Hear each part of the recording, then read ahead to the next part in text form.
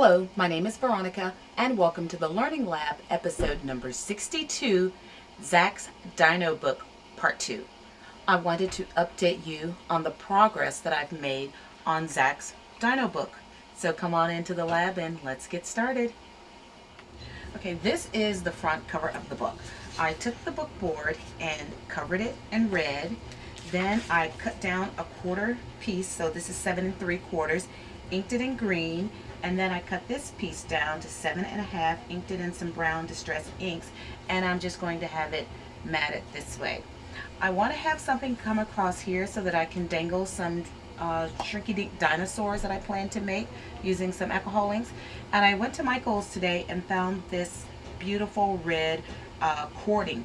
I love it because it's flat, so it's going to tuck nicely behind here, and then I can just dangle some shrinky dink dinosaurs.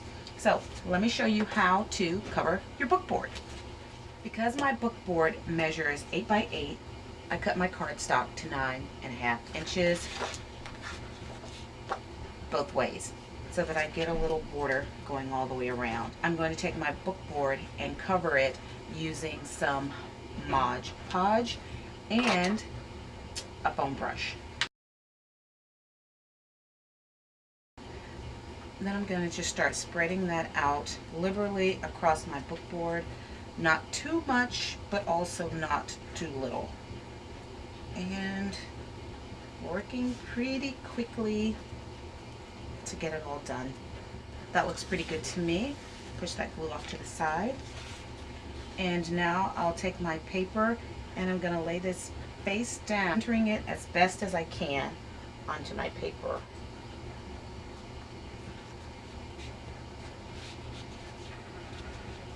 Mine is a little curled. That's okay. I'm going to sit it later under a book. It's going to totally flatten it out. Now we need to miter those corners. And this is a tip I picked up from Trisha Morris over at Club Scrap. I don't have her Club Scrap ruler, but I do have this one from Tim Holtz.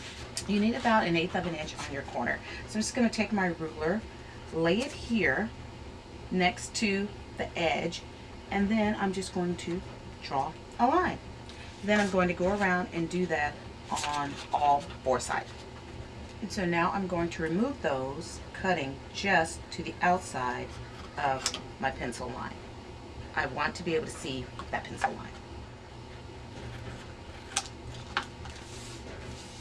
And now I want to get my paper ready to be folded up. I'm going to use my bone folder and just kind of go around the edge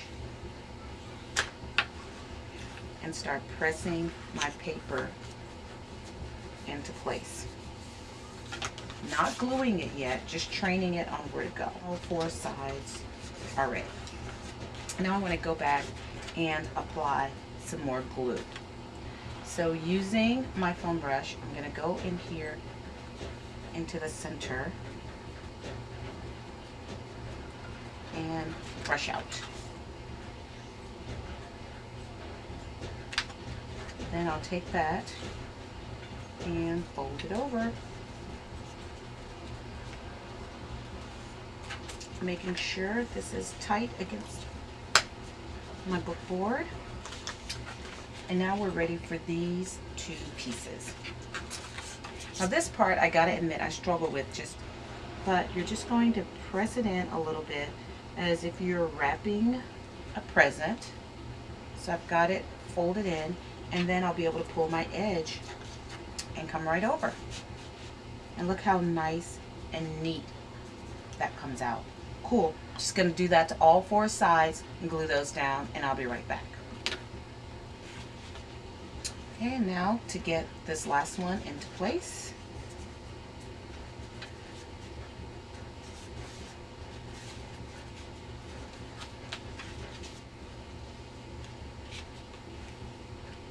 And I gotta tell you, this edge and this edge came out really nice.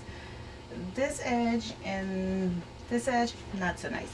But you know what? It's okay, because this is what's going to cover the inside back, and it's cut to 7 3/4, and it's going to cover it up just enough so that it's going to look beautiful. And all of those are going to be put down with, and I don't know if you can see it, but I'm going to use the red line tape half kind of peel it and start in the corner and then just peel it all off as I go. So to flatten out my slightly warped book cover, I'm just going to put it on top of a book, put another larger book on top, then get something that I know is nice and heavy, which is my cuddle bug, and put it on there and just let that press down for an hour or so, and it should be good to go. So that is the front of the book. Hope if I came out a little. So that's the front of the book, and this is going to be the inside back of the book. As I said, I haven't decided what's going to go here. So thank you for joining me in the lab today as we took a look at the progress that's going on with Zachary's Dino Field Guide. Please remember to visit my blog at incollusions.blogspot.com, where you'll find a lot more information and inspiration. Until then,